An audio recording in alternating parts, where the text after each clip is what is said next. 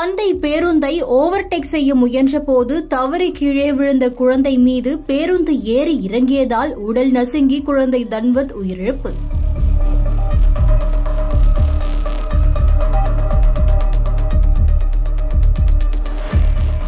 கள்ளக்குறிச்சி மாவட்டம் உளுந்தூர்பேட்டை அருகே உள்ள மாரனோடை கிராமத்தை சேர்ந்தவர் உதயகுமார். இவரது 2.5 வயது குழந்தை தன்வந்துடன் இருசக்கர வாகனத்தில் களமருத்தூரில் சென்று அங்கு மளிகை பொருட்கள் வாங்கிக் கொண்டு மீண்டும் அதே இருசக்கர வாகனத்தில் தனது மாரனோடை கிராமத்திற்கு வந்துள்ளார்.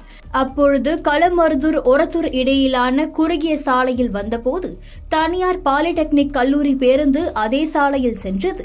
அப்பொழுது இருசக்கர வாகனத்தில் குழந்தையுடன் சென்ற உதயகுமார் தனியார் கல்லூரி பேருந்தை ஓவர்டேக் செய்ய முயன்றபோது எதிர்பாராத விதமாக அவரது 2.5 வயது குழந்தை இருசக்கர வாகனத்திலிருந்து கீழே விழுந்து உள்ளது. அப்போது தனியார் கல்லூரி பேருந்து கீழே விழுந்த 2.5 வயது குழந்தை மீது ஏறி இறங்கியது.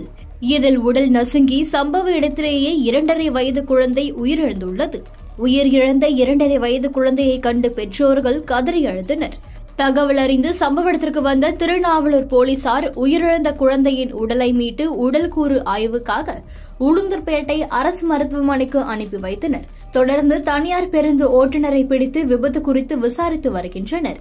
தனியார் பேருந்து மோதி 2.5 வயது குழந்தை உயிரிழந்த சம்பவம் பெரும் சோகத்தை ஏற்படுத்தியுள்ளது.